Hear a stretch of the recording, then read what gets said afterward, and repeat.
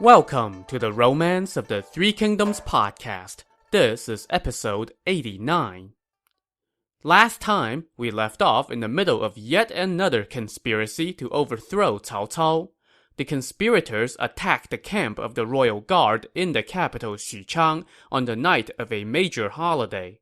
The idea was to secure the emperor and the city, and then attack Yejun, where Cao Cao was living la vida loca as the king of Wei.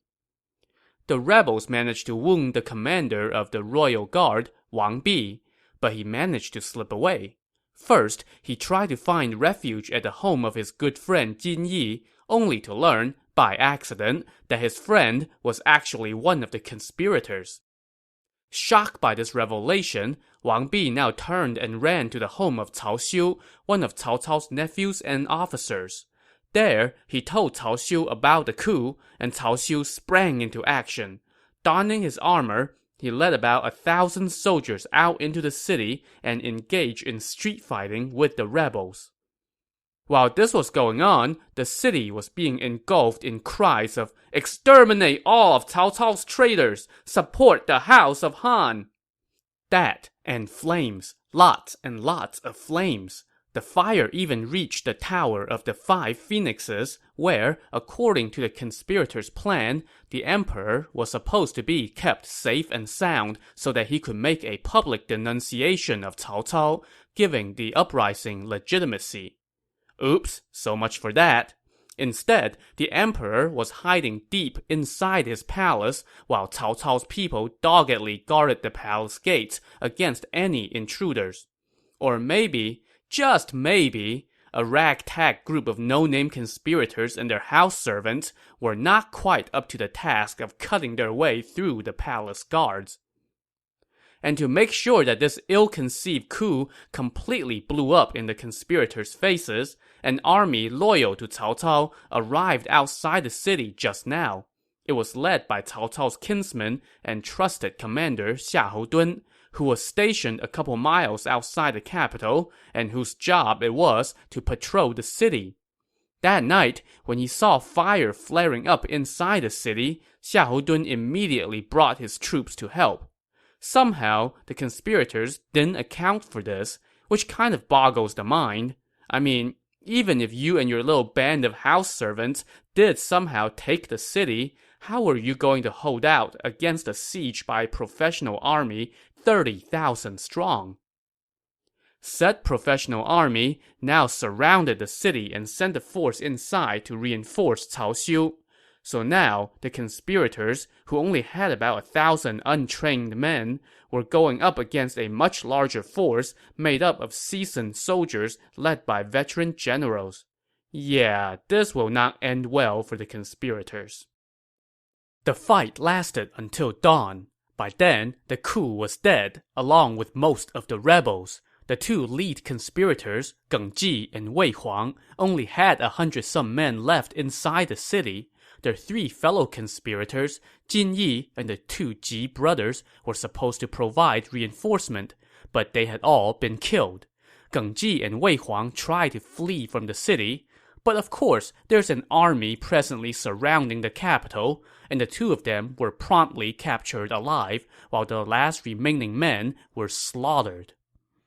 With the rebellion crushed, it was now time to mop up. Xiahou Dun and his troops entered the city to help put out what remained of the fire and to round up the families of the 5 conspirators.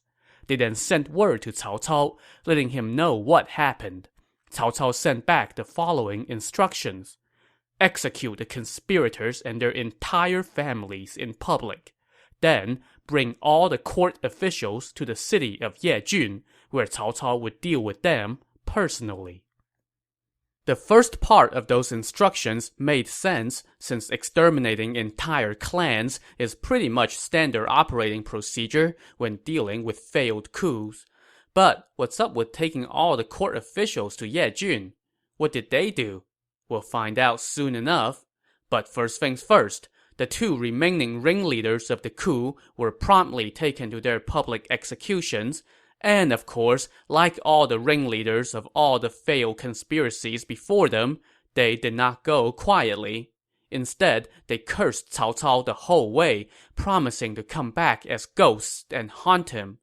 The executioners yawned, smashed the prisoners' teeth in with the handle of their knives, and then used the sharp end to cut off their heads, followed by the heads of everyone in the 5 conspirators' families. Bloody, bloody business, but like I said, standard operating procedure. Next, Xiahou Dun rounded up all the court officials and marched them to Yejun. Cao Cao had them brought to a training ground where a red flag was erected on the left side and a white flag on the right. Cao Cao then told the officials, "When the conspirators set fire to the capital, some of you came out and helped put out the fire, while others among you stayed home. Those who came out to put out the fire, go stand under the red flag. Those who did not come out, go stand under the white flag." Now, if you were one of the officials standing there wondering what the hell is going on, and you heard this, what would you do? Probably, you would think, hey, I can't go wrong saying that I tried to help put out the fire, right? Well, that would be what many of your colleagues thought as well, because 2/3 of the officials promptly ran to the red flag, while the other third went to the white flag. Well, those of you who ran to the red flag, I'm sorry, but you chose poorly. Cao Cao ordered his guards to seize everyone under the red flag. When those officials protested, Cao Cao said, "You didn't come out to fight the fire, you came out to help the rebels." And then he ordered his men to take all 300-some officials who were under the red flag out to the bank of the nearby Zhang River and execute them. Talk about living up to the caricature of being an evil, paranoid tyrant. But the small group of officials who went to the white flag made out really well. They all got rewards for, not doing anything, and thus being, presumably, loyal to Cao Cao. Then they were told to go back to the capital and resume their posts. Until the next time Cao Cao gets paranoid about something. And to wrap everything up, Wang Bi, the commander of the royal guard who was wounded in the rebel attack, had by now died from his injuries, and Cao Cao gave him a fancy funeral. He then put his kinsman Cao Xiu in charge of the royal guard, gave out promotions to a couple trusted civil officials, established a new system of lordships, titles, and offices, which were, of course, staffed with people loyal to him, leading to yet another massive turnover at the imperial court. Oh, and also, just to complete the circle, Cao Cao now realized that Guan Lu, the seer who in the last episode warned him about an impending fire, was absolutely spot on in his prophecy. Cao Cao wanted to reward Guan Lu for this, but Guan Lu refused. Oh hey, lost in all this excitement is the fact that we're about to have a war on our hands. In the last episode, before we got derailed by this half-baked uprising, Cao Cao had just gotten word that Liu Bei was encroaching on the region of Hanzhong, which Cao Cao had just recently added to his collection. In response, Cao Cao sent an army led by the general Cao Hong to deal with this. So at this time, inside the territory of Hanzhong, Cao Cao had the generals Zhang He and Xiahou Yuan guarding key locations. Once Cao Hong arrived in the region, he led his forces straight toward Liu Bei's encroaching army. Liu Bei's army was led by Zhang Fei and Ma Chao. Zhang Fei and his lieutenant Lei Tong were guarding the city of Baxi, while Ma Chao and his lieutenant Wu Lan headed up a strike force to attack the city of Xiabian. Wu Lan was leading the vanguard, and he ran into Cao Hong while on a scouting mission. Wu Lan wanted to fall back, but one of his officers was like, "Hey, we should give the enemy a bloody nose." So this guy rode out to fight Cao Hong. But when a recurring character faces off against a new guy that I don't even bother to name, you can guess the outcome. The nameless officer was dead within 3 bouts, and Cao Hong directed his forces forward, routing Wu Lan. When Wu Lan ran back to see his commander Ma Chao was not pleased about him getting into a fight without permission, and losing that fight. Wu Lan blamed it all on the insubordinate and conveniently dead officer. Ma Chao ordered his troops to just hold down the fort at several key locations, while he sent word back to Liu Bei and company in Chengdu to request further instructions. On the other side, Cao Hong got a bit antsy after a few days passed with no movement from Ma Chao. He began worrying about a trap, so he decided to fall back to the city of Nanzheng. Once there, he got a visit from his comrade Zhang He. "General, why did you retreat after slaying one of the enemy's officers?" Zhang He asked. "Ma Chao did not come out to fight me, so I was worried about a deception," Cao Hong answered. "Also, before I came here, I had heard that the marvelous diviner Guan Lu had predicted that our lord would lose a top officer in this area. I am therefore wary and do not dare to advance lightly." When Zhang He heard that last part, he could not help but laugh out loud. "General, you have spent half your life in battle. How can you let the words of a fortune-teller cloud your judgment? Though I am untalented, I am willing to lead my troops and take Baxi. If we succeed, then the district of Shu will easily belong to us." "But Baxi is being defended by Zhang Fei, and he is no ordinary foe," Cao Hong cautioned. "You must not underestimate him." "Everyone fears Zhang Fei, but I see him as but a child. I will definitely capture him." "And if you fail, what then?" "Then I shall be punished according to military law." That was good enough for Cao Hong. Once Zhang He wrote a military pledge, Cao Hong allowed him to go. Zhang He at this time had 30,000 troops under his command, and they were divided into 3 camps. Zhang He took half of the forces from each camp for his expedition, leaving the other half to defend the camps. Word of this soon reached Zhang Fei in Baxi, and he conferred with his lieutenant Lei Tong. They decided to set an ambush in the mountainous location of Langzhong. Zhang Fei would go and meet the enemy with 10,000 men, while Lei Tong would lead 5,000 men and stage a surprise attack. So off they went. Zhang Fei met up with Zhang He about 10 miles away from Langzhong. Once the two sides lined up, the two commanding generals traded blows for 20-some bouts. Suddenly, loud cries rose up from the rear of Zhang He's army. Turns out that the men in the back had spotted flags of a Shu army behind some hills and sounded the alarm. Zhang He did not dare to linger, so he turned and fell back. Zhang Fei and company gave chase from behind, while Lei Tong and his troops dashed out in front, sandwiching Zhang He between them. Zhang He was thoroughly beaten, and he ran. Zhang Fei and Lei Tong chased him all the way back to his base at Mount Dangqu. Zhang He kept his forces divided into 3 camps on the mountain, had them fortify their defenses, and refused to come out to give battle.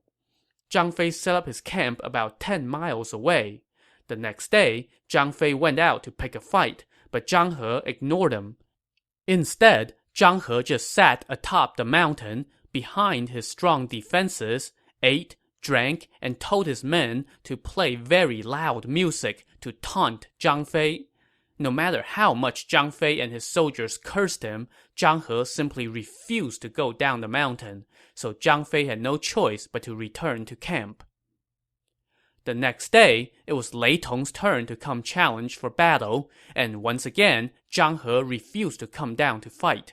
Lei Tong tried to have his men storm up the mountainside, but they were greeted with a barrage of logs and boulders, sending Lei Tong into retreat.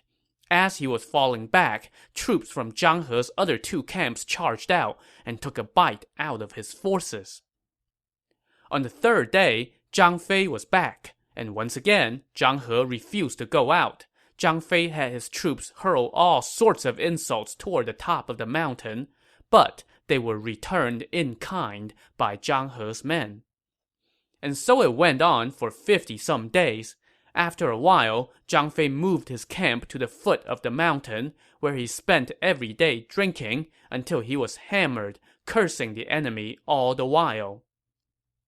Around this time, Liu Bei sent an envoy to the front lines. When the envoy reported back that Zhang Fei was drinking himself into a stupor every day, Liu Bei was greatly alarmed and immediately consulted with Zhuge Liang. "Oh, is that so?" Zhuge Liang said with a smile. "Well, there's probably no good wine on the front lines, but there are many good breweries here in Chengdu. We should send General Zhang 50 jars of wine." "But my brother has a long history of getting drunk and messing things up," a befuddled Liu Bei said. "Why would you send him more wine?" "My lord," Zhuge Liang laughed, "how can you not understand General Zhang, having been his brother all these years? Even though he has always been willful and hot-tempered, when we were conquering the riverlands, he showed mercy to the enemy general Yan Yan. That was not the action of a brute. Right now, he has been in a stare-down with Zhang He for 50-some days. The drinking and cursing isn't a case of him overindulging in booze. It's his scheme for defeating Zhang He." "But even so, he should not get overconfident," Liu Bei said. "Let's send the general Wei Yan to help him." So Zhuge Liang packed up 3 cartloads of the finest that Chengdu's microbreweries had to offer, and told Wei Yan to deliver them to Zhang Fei. On each cart, they stuck a yellow banner that read, "Fine wine for use on the front lines." When Wei Yan arrived at Zhang Fei's camp, Zhang Fei happily received the wine. He then stationed Wei Yan and Lei Tong on his left and right flanks. When they saw a red flag in the center of the army, that would be their signal to attack. These preparations done, Zhang Fei ordered that the wine be placed in front of his tent and told his men to make lots of noise while he sat and drank. Enemy spies soon reported this development to Zhang He, who went to the top of the mountain to take a look. He saw Zhang Fei sitting in front of his tent, chugging wine while 2 of his soldiers engaged in a wrestling match for his entertainment. "Zhang Fei, how dare you disrespect me so?" Zhang He said angrily. Now, I'm not sure why Zhang He would be so incensed by this particular display from Zhang Fei after he had happily been enduring being called every name in the book. And it's not like Zhang Fei hadn't been drinking himself stupid for the last 50-some days. And also, Zhang He himself had been using the whole drinking in front of your enemy thing to enrage Zhang Fei. But whatever the reason, Zhang He was so incensed that he decided to do something about it. He sent out word to his men that they were going to raid Zhang Fei's camp that night, and that the troops from his other 2 camps were to come help him on the raid. So that night, taking advantage of the faint moonlight, Zhang He led his troops down the mountainside and sneaked to outside Zhang Fei's camp. From a distance, Zhang He could see that Zhang Fei's tent was brightly lit by candles, and Zhang Fei was sitting inside, merrily drinking away. With a loud cry, Zhang He led the way. As the battle drums rolled, he and his troops charged into the center of Zhang Fei's camp. Despite this commotion, however, Zhang Fei did not budge. Maybe it's all the booze that he's been drinking. Zhang He did not hesitate. He galloped into Zhang Fei's tent and ran his nemesis through with his spear. But wait, this wasn't Zhang Fei. This wasn't even a man. It was a straw man. By the time Zhang He realized that he's been tricked, a series of explosives went off and an enemy general blocked his path of retreat. This guy's eyes were round and his voice thunderous. It was, of course, Zhang Fei, the real Zhang Fei. Under the light of flames, the 2 generals traded blows for about 50 bouts. Zhang He was holding his breath the whole time, waiting for the reinforcements from his other 2 camps. But, unbeknownst to him, those reinforcements were not coming. They tried to come, but Zhang Fei's officers, Wei Yan and Lei Tong, had sent them scurrying and even used the opportunity to capture both of those camps. so no help was coming for Zhang He. And what's more, he soon saw fire on the mountain that he was supposed to be protecting. This was Zhang Fei's troops seizing the third and last enemy camp. With all three of his camps now lost, Zhang He quit the fight and fled toward Wakou Pass. Zhang Fei sent word of his victory to Chengdu, where Liu Bei was delighted to learn that his brother's alcoholism was really just a ruse. As for Zhang He, by the time he fell back to Wakou Pass, he had lost 2/3 of the 30,000 troops under his command. He sent a message to the general Cao Hong requesting aid, but Cao Hong was in no mood for this. He did not listen to my advice and insisted on attacking, and ended up losing a key strategic location. How dare he come beg for help now? Cao Hong said angrily as he refused to send help. Thus denied, Zhang He had no choice but to make do with what he had. He sent 2 detachments of troops to lie in wait in the hills in front of the pass. Zhang He told them, "I will pretend to lose, and Zhang Fei will no doubt give chase. Then you guys cut off his path of retreat." Later that day, Zhang He led a detachment of troops and advanced toward Zhang Fei's position. He ran into Zhang Fei's lieutenant Lei Tong. After trading a few blows, Zhang He turned and fled. Lei Tong gave chase, and sure enough, he ran right into Zhang He's ambush. Zhang He's hidden troops sprang out and cut off Lei Tong's return route, while Zhang He now turned around, charged forward, and easily stabbed Lei Tong off his horse. Remnants of Lei Tong's troops ran back to tell Zhang Fei about his lieutenant's demise, and Zhang Fei personally went to meet Zhang He. After they fought for a few bouts, Zhang He tried to pull the same trick again as he turned and fled. But Zhang Fei did not give chase.